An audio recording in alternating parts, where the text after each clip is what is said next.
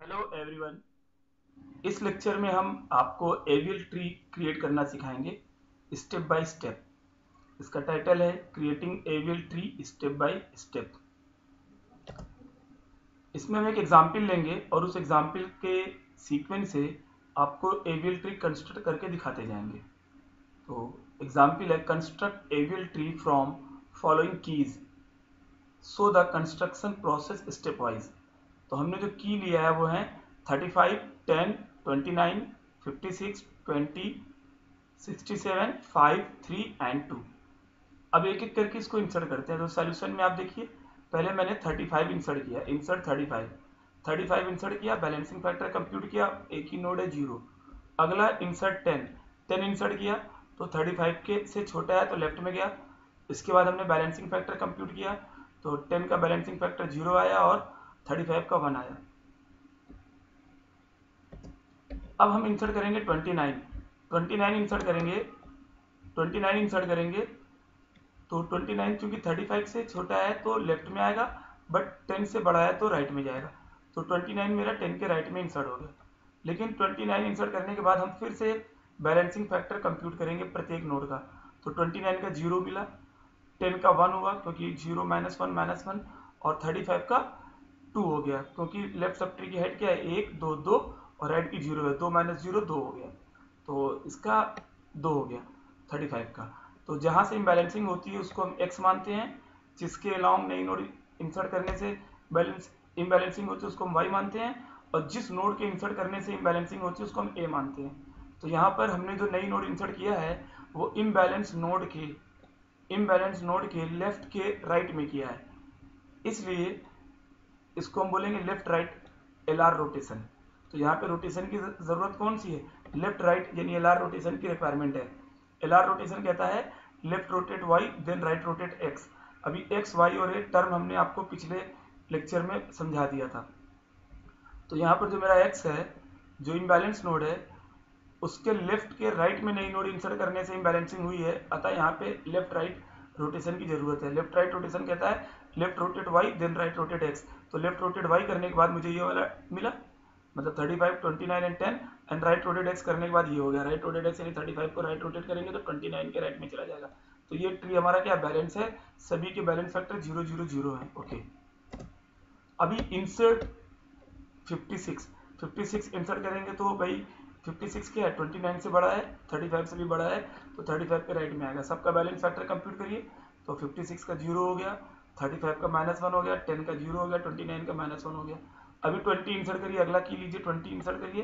20 कहाँ जाएगा भाई, 29 से छोटा है तो लेफ्ट में आएगा, 10 मिला, 10 से बड़ा है तो राइट में चला गया। ठीक है, सबका बैलेंस फैक्टर कंप्यूट किया, इसका 0, 56 का 0, 20 का 0, 35 का -1, 10 का -1 और 29 का 0। तो नो प्रॉब्लम, क्योंकि 0 -1 और 1 अलाउड बैलेंस फैक्टर है एवियल ट्री के लिए। अब हम इंसर्ट करेंगे 67। तो 67 इंसर्ट करिए, इंसर्ट 67। तो ये 29 से बड़ा है, राइट में गया, 35 से भी बड़ा है, राइट में गया, 56 से भी बड़ा है, राइट में गया। तो 67 को राइट में मैंने 56 के राइट में इंसर्ट कर दिया।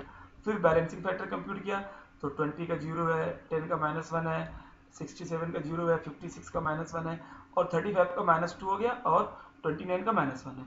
अभी यहाँ पे जो इंसर्शन हुआ है ए का इंसर्शन मैंने कहाँ किया है, इम्बैलेंस नोड के राइट में, मतलब जो नोड इम्बैलेंस हुई है उसके राइट में नई नोड करने की वजह से इम्बैलेंसिंग हुई है, अतः यहाँ पे आर आर रोटेशन की जरूरत है। आर आर रोटेशन क्या कहता है, लेफ्ट रोटेट एक्स। तो लेफ्ट रोटेट एक्स करेंगे तो सिंपली क्या होगा, ये हमारा जो 35 है 56 के लेफ्ट में चला जाएगा और हमारा ट्री ये बन जाएगा। फिर से बैलेंस फैक्टर कंप्यूट करेंगे तो इसका 67 का 0, 35 का 0, 20 का 0, 10 का -1, 56 का 0 और 29 का 0। अभी अगला की इंसर्ट करना है 5। तो इंसर्ट 5 इंसर्ट करेंगे किधर भाई, 10 29 से छोटा है तो लेफ्ट में आया, 10 से छोटा है तो लेफ्ट में इंसर्ट कर दिया। सबका बैलेंस फैक्टर कंप्यूट किया, 0 0 0 सभी नोड का हो गया, और सब एवियल ट्री की प्रॉपर्टी को सेटिस्फाइड कर रहे हैं। अभी अगला मैंने इंसर्ट किया 3 इंसर्ट कहाँ करेंगे, 29 से छोटा है लेफ्ट में आया, 10 से छोटा है लेफ्ट में आया, 5 से भी छोटा है तो 5 के लेफ्ट में इंसर्ट कर दिया।